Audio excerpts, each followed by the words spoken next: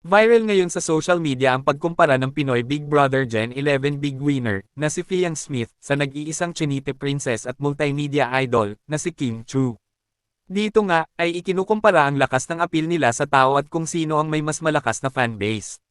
Kaya naman, hindi nga napigilan ng isang netizen na mag-post sa social media ng kanyang saloobin patungkol sa nasabing issue. Ayon nga sa netizen na, ang daming gusto na ikumpara si Fiang ni Kim Chu. Wag naman sana ganon. Kasi, kakaumpisa pa lang ni Fiang, at pwede naman fans ni Kim, ay maging fans rin ni Fiang. Diba? At dahil nga sa nasabing post, ay nagbahagi nga rin ng kanilang saloobin ang iilang netizens.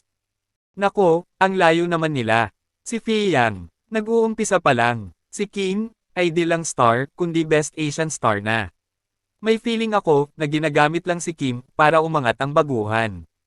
Huwag naman. Baka sa halip na umangat, bumagsak agad di pa nagsisimula. Hayaang gumawa ng sarili niyang kakayahan.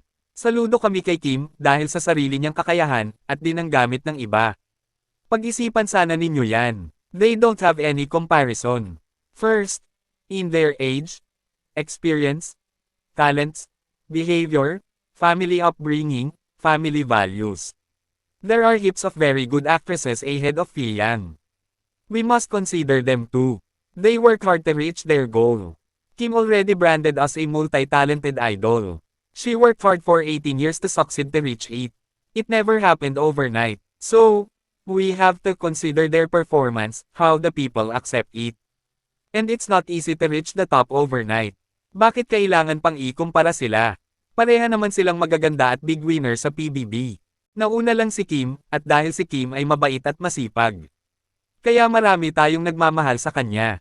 No comparison please. It's unfair. 18 years of Kim Chu's dedication and hard work in show business is incomparable.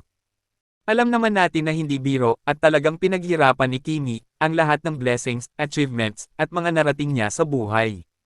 At dahil nga ito sa kanyang sipag, pagiging humble, at pagkakaroon ng mabusilak na puso, na maaring ang tularan ng PBB Gen 11 Big Winner na si Fiang Smith upang maging successful din sa showbiz industry.